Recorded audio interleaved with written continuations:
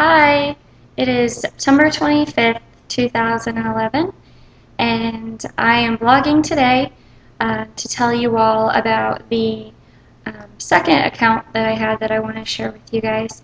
Um, it's kind of weird because after starting the blog the other day, I really didn't know where to go from there, and I was thinking about it. I'm like, okay, that was really cool, that God led me with the lottery, and I wasn't shocked by it because things like that happen to me all the time, with Him leading me. But I was like, okay, God, what else? What else are you going to give me to help show people that this is real? That you really can lead us. If somebody lays their life down for you and chooses to follow you, that you're always with them, no matter what the obstacle is or no matter what the situation. 'Cause, most people would probably think that the lottery was just some random happen chance thing. So I'm like, okay, God, what else can you give me? So, of course, it's Central Florida, so it was raining outside. The rain lightened up, and it was actually really pretty out, so I decided to go for a walk. And I was just thinking about it and kind of having this conversation in my head, not out loud, so my neighbors didn't think I was crazy walking around the neighborhood talking to myself. And I was like, okay, God, what else? What kind of dream can you give me that the whole world can verify? Because at the moment, all my dreams are very personal, and I'm not going to put all my personal business out there for the world, and nobody can verify that anyways because they might think that my friends are in on it or something. And I was like, okay, well, I don't want to have dreams that, or anything like, I don't know, with football games or predictions like that, because then people will bet on it and try to make money off of it or something. And I didn't want to have any dreams that could hurt people. I don't want to have any dreams about, things that are going to happen that are bad or negative, because I don't want to attach any negative connotations to this, to this blog at all. So it popped into my head to do the lottery again. I was like, okay, I know in the Bible, in Exodus actually, there's all these series of events that happen between Moses and God, where God says, okay, go to these people, and do this, and the people believe them with you. And one of the things he does is he gives them a staff. He tells them to throw the staff on the ground. The staff becomes a snake, which is, some miraculous event. And I'm very grateful that that is not the current day situation, because I am terrified of snakes, so that would not work for me. But, there's all these different things, and it's like, oh, the people aren't believing me, so God, what else can I do? So he says, do this, so it's kind of the situation. So I was like, okay, well, if people think, or if people might think, I don't know, I haven't even shown anybody except for my sister the first two blogs. So it's like, just in case people are like, oh, it's some random chance, whatever, I decided to play the lottery again. That was last Wednesday, and this was Saturday, last night. So I went to the gas station that I had mentioned in my other blog where the red box was out of order. It's close to my house, whatever. So I go there, and I'm like, okay, play the lottery again. So I did the same thing. I just randomly selected, actually, here's my little thingy you can see, randomly selected numbers. I don't know, no time really in thought process on it. Before, when I picked, I started from the smallest numbers up, and this time I started from the biggest numbers up.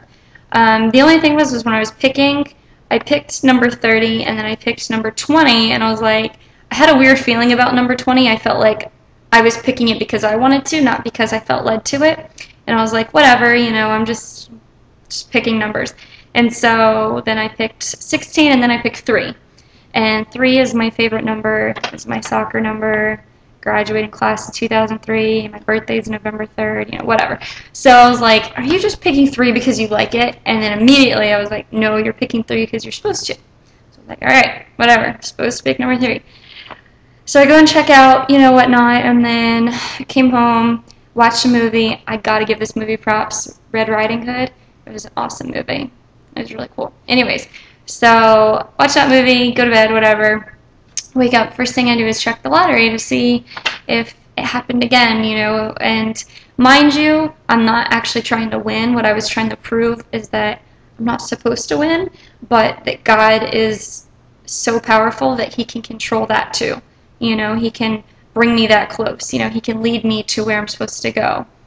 So kind of a weird metaphor, but so anyways, those are the numbers that I picked. Here they are. Wait, you gotta see the whole thing. There you go. It's a legit ticket. See, there's all the stuff on the back. Oh, and look, the lottery seal. So yeah, so there's my numbers. 3, 16, 20, 30, 34, 46. And here are the winning numbers. Let's see if I can do this where you can see them both at the same time. I don't know if that's going to work or not, but we'll see. See, 4, 16, 31, 36, 41.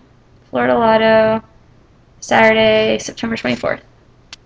Okay, yeah, so in the interest of saving you time of Googling Florida Lottery, I went and got the winning tickets printed up today. So, as you can see, every single number was 1 or 2 digits off, except for 16, which was exactly right, and 20, which was the number that, when I was picking it, I felt weird about it, and didn't feel like I was supposed to do it, but I did it anyways, and that number was way off. 20 didn't win. Or 20 wasn't within, 1 or 2 digits of any number. But I picked 3 and 4 won. I picked 16, 16 got picked. I picked 30, 31 won. I picked 34, 36 won. I picked 46 and 44 won. So that right there, told me, okay, awesome. This is another account, and it's not awesome in the sense that I needed validation, but it's awesome in the sense of there's just one more thing to show the world that this is real. It's give me some credibility, I guess. And I know I didn't dream the numbers. I'll get to that in a minute. This is just, real life, daily, I don't know, I'm awake kind of thoughts or whatever. So yeah, so those are the numbers. And the funny thing is when I was thinking about it, I was like, well, 20 was nowhere near a number, And then when I thought about it, I was like, well, I was being led, like I didn't feel like I should pick 20, but I did it anyways. And I kind of laughed when I thought about it because what I know to be true is that, God will lead us into things, and a lot of times we don't go where God is leading us because we have free will. We have all the power in the world to choose, and a lot of times we choose to go against God. God is trying to pull us in one direction, and we lean on our own understanding, and we do what we want to do and go the other way, and we completely miss the mark. In this case, it was me picking a lottery number, but in real life, I've done it many, many, many times where God specifically, I've had dreams that I'm going to mess up, that something really bad is going to happen, and I crack it up to be my fears or my subconscious, and then it happens in that exact way, No dreams that I'm going to get into because, once again, very personal. But, so yeah, this was the other instance that I wanted to share with you guys. I don't really know what's going to happen from here. I don't know if I should keep playing the lottery and just let this keep happening, just to keep showing that, God is in control, or if He's going to, I don't know, give me something else to account for. I have no idea, really. I'm just praying about it and just going with it and seeing what happens. But I did want to share the fact, I mentioned that I'm not dreaming these numbers, but there is a funny little story I wanted to share with you guys about that. And it was when it was 3 years ago, and I was living in my old apartment, and I was living with a friend of mine, and these dreams, they were coming to me nonstop, and they were all coming true, and I was telling my friend that I lived with, I don't know if she wants me to mention her name or not, so I'm not going to go there. But anyways, you all probably know who this is anyways.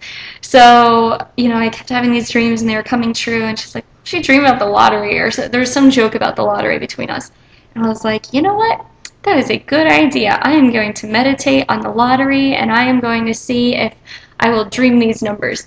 So I sat there and prayed about it, and went to sleep one night and had a dream where I kind of was like in space, like all I saw was black mass, and I saw a bunch of numbers. And the numbers that were closest to me, I felt a connection to, like I felt those were significant. And I could only see 3 numbers that were really close to me. The rest were just really far away, whatever. And so the next day I wake up and I write those 3 numbers down, and I was like, okay, I had a dream about these 3 numbers, and I'm pretty sure I put it on Facebook too, because I wanted there to be some sort of credibility there.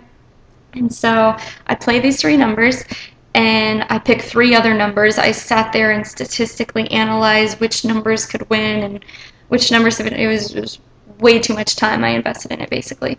And so the three numbers that I dreamt about, they ended up winning. And the three numbers that I picked on my own couldn't have been further off. They were way off. And I thought it was so funny. I'm like, I put it on Facebook, I'm pretty sure, and I told my roommate, we're cracking up about it. I'm like, okay, apparently God is telling me, I'm here, I'm with you, I have the power to give you this information, but that's not what's supposed to happen with you. Which is why I hadn't played the lottery in 3 years, because I was like, okay, God, I got it, I'm not supposed to win that. Cool. And then even funnier was the following Wednesday, I think I drew on a Saturday, the following Wednesday, those same three numbers I had dreamt about, they won again in the lottery.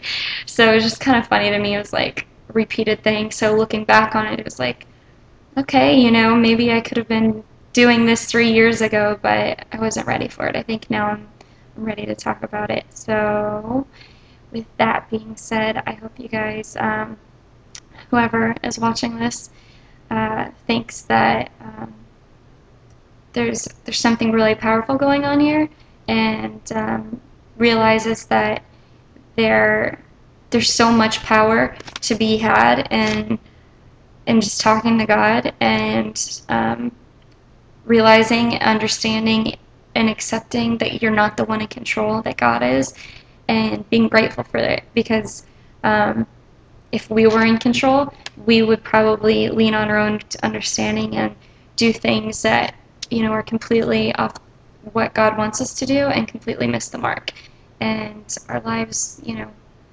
would be a mess because we do what we want to do. And a lot of times that is the case. People do what they want to do. I think we're all guilty of that, at sometimes, just being self-serving and starting a lot of sentences with what I want, what I want, I want this, or I want that, or if you're not happy with the situation or a relationship or a job or something, it's always about what you want instead of what does God want for me. So I hope that whoever's watching this can take from it that there's more power in ridding yourself of your own desires and instant gratifications, and choosing to ask God what He wants from you, and listening and actually following, because it's one thing to ask and it's another thing to actually do. Actually, somebody told me a really funny joke. I'll close on this so I'm not like talking your ear off, but somebody told me a joke the other day. Actually, I think it was a director I was working with, but they said that there's this joke about a flood that happened, and a pastor didn't want to abandon his church, so he's standing on the front steps of his church, and the whole town is flooded, everybody's evacuated or whatever, and he's like, no, I'm not gonna leave my church, because God will save me. And so a boat comes by, and they're like, hey, get in the boat, and he's like, no, God's gonna save me. And then another boat comes by, and by now he's like, I don't know, I think it's like, I don't know, he's like higher up on the porch or something like that. He's like, no, God's going to save me. I'm going to stay here with my church until God saves me. And then the flood gets worse, and he ends up on the roof, because so he doesn't drown. And he's up there on the roof, and, the rain's worse or whatever, and it's flooding. And a helicopter comes, and a helicopter guy comes down and is like, get on my rope, I'll save you. And the pastor says, no, God is going to save me. And so then he drowns in the flood, and he's standing there before God, or his soul is, and God says, what happened? He says, I was waiting on you to save me. And God says, well, I sent you 2 boats and a helicopter. What else do you want me to do? So I know, I laughed. I thought it was funny. Hopefully you're laughing too. But otherwise, you can just know I'm a really cheesy person. But I just think it's kind of funny because a lot of times it's like, we ask for something from God, but then when He gives it to us, we don't actually act on it, too scared of change or whatever. So don't be scared of change and follow God, not your own understanding. And yeah, I think that's the moral of this story. So until I have another account to share with you guys, take care, and that's it. Goodbye.